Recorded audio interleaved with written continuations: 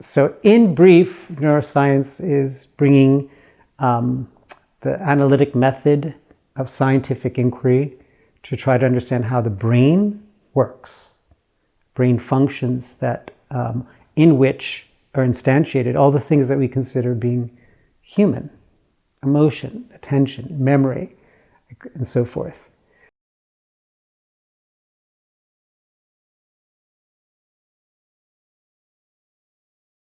The Buddhist perspective, which has really helped me, which is that how do we bring a whole ancient tradition of inquiry that in many ways is introspective, to try to understand this research laboratory, this body-mind, so to speak, and bringing the tools of science in general and neuroscience specifically, different forms of neuroimaging, to try to go, I like to use the metaphor, going under the hood of the car, going underneath the skull to let the brain speak for itself.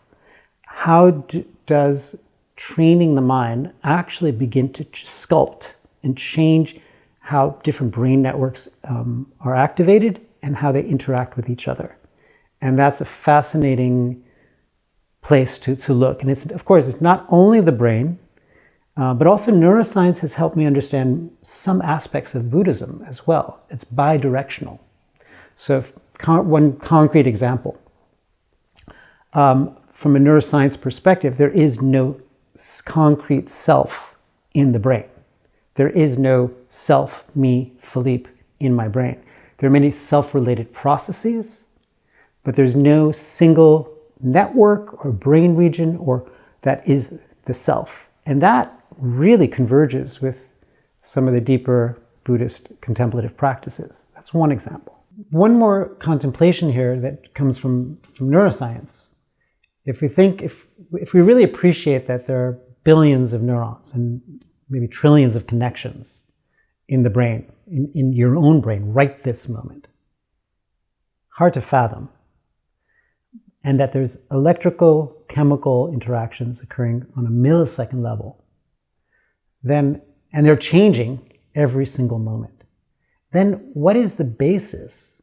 Is there something that is solid, unchanging, that is really the basis of me? If the thing that I use as a basis is shifting and changing, if you see movies of electrical signals, like from EEG across even just the cortex, you see this massive interplay of movement from moment to moment, like this intricate dance of electrical signal, of neurons firing, of electrons, of neurotransmitters.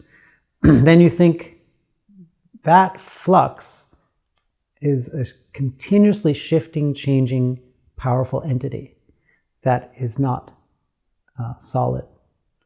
And then we have this tendency to overlay this concept of myself as solid, always identifiable, concrete.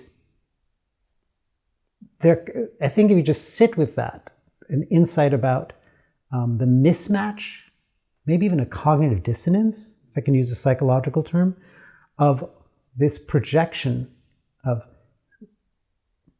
solidness on something that is not still and solid, but ever-changing.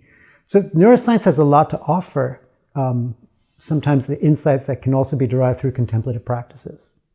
And I find that very fascinating.